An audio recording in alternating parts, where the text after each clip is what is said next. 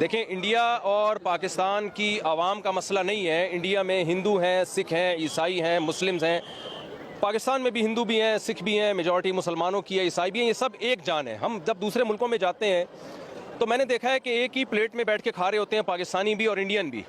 کوئی فرق نہیں ہے انڈین پاکستانیوں میں، کلچر سیم ہے، زبان سیم ہے۔ وہ اس اردو کو وہ ہندی کہہ دیتے ہیں اور ہم ہندی کو اردو کہہ دیتے ہیں، تو کوئی فرق نہیں ہے۔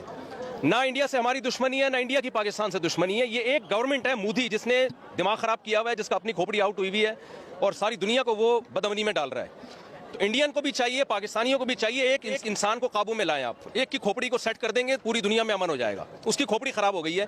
پہلگام میں اس نے خود وہ کیا ہے جو کچھ کیا ہے۔ پہلگام میں جو کچھ ہوا ہے، بے گناہ لوگ مارے گئے ہیں، ہم اس کی بھرپور مذمت کرتے ہیں۔ اسلام تو میدان جنگ میں بوڑھوں اور بچوں کو قتل کرنے کی اجازت نہیں دیتا، وہ سیاحوں کو قتل کرنے کی کہاں سے اجازت دے گا؟ تو پاکستان کا اس پہلگام والے واقعے سے کوئی تعلق نہیں ہے اور اس واقعے کی ہم بھرپور مذمت کرتے ہیں۔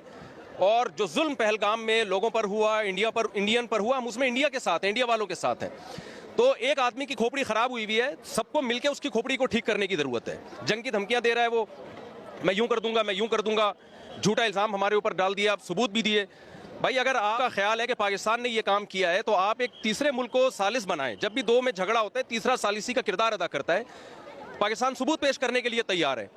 تو پہلا تو میں پیغام دوں گا، مسئلہ انڈیا پاکستان کا یا وہاں کی عوام کا نہیں ہے، مسئلہ ایک مودی حکومت کا ہے جس کا دماغ خراب ہو گیا ہے۔ تو اب چونکہ وہ جنگ کی دھمکیاں دے رہا ہے، تو ہماری اخلاقی دینی ذمہ داری ہے کہ ہم، اگر یہ جنگ چھڑ جاتی ہے تو ہم اپنی فوج کے ساتھ ہیں۔ میں کراچی سے سفر کر کے آیا ہوں اور صرف بڑا مقصد ہمارا یہی تھا کہ جو ہے ہم جائیں واگا بارڈر پہ اور وہاں جا کے ہم دنیا کو یہ پیغام دیں کہ ہم سب الحمدللہ اس موقع پہ تمام سیاسی اختلافات بھلا کے، اگر جنگ چھڑ جاتی ہے تو ہم فوج کے ساتھ ہیں، اور ہمارے نبی صلی اللہ علیہ وسلم کی یہ تعلیمات ہیں۔ صحیح حدیث ہے، لا تتمنوا لقاء العدو فاذا لقيتم فاصبروا واعلموا ان الجنة تحت ظلال السيوف۔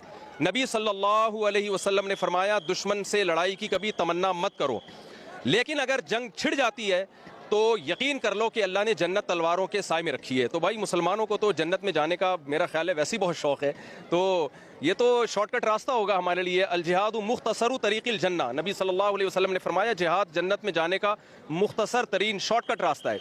تو ہم جنگ کی تمنا نہیں رکھتے، لیکن اگر مودی کو شوق ہے لڑنے کا تو آزما لے، تو انشاءاللہ ہم پورا ملک ہمارا فوج کے ساتھ ہے اور منہ توڑ جواب دیں گے انشاءاللہ۔ جزاک اللہ۔